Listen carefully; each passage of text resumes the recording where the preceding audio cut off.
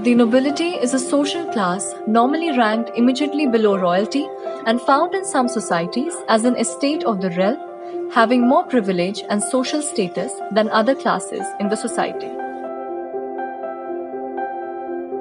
In ancient Roman society, nobiles originated as an informal designation for the political governing class, which included both the patrician and the plebeians.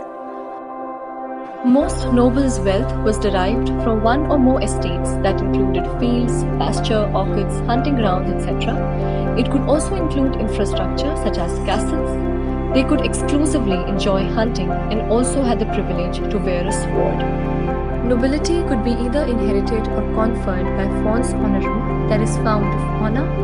It usually descended to the legitimate male-line descendants of a nobleman. In Russia, Scandinavia, and non-Prussian Germany, titles usually descended to all male-line descendants, including females. In some nations, titles were not recognized by law. European ranks of nobility, lower than the baron, were commonly called petty nobility. The nobility spread across the continents from Europe to Asia to Africa and Latin America. However, the notions of the idea of nobility, the status, privileges, and titles varied everywhere. Nobles who turned soldiers would become a knight. During High Middle Ages, knighthood was considered a class of low nobility. He was the vassal who served as an elite fighter, a bodyguard, or a mercenary for a lord, who received payment in form of land holdings. All the classes in medieval Europe were expected to take part in religious activities, including the nobles and the knights. This could be done either daily or on a yearly basis. The noblemen were forbidden from beating the priests, stealing cows, robbing, hurting women, and kidnapping.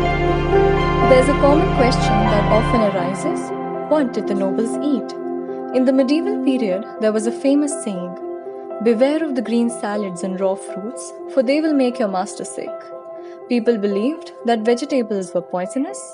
Hence, the primary ingredient in all the dishes was meat.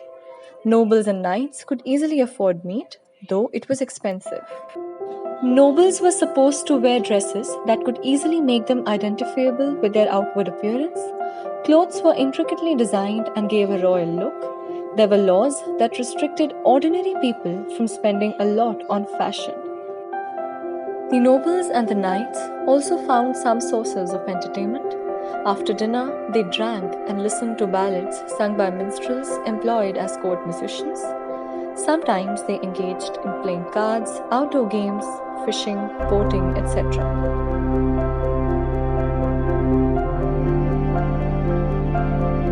Broad orders of social hierarchy, the estates of the realm, dividing members in a society.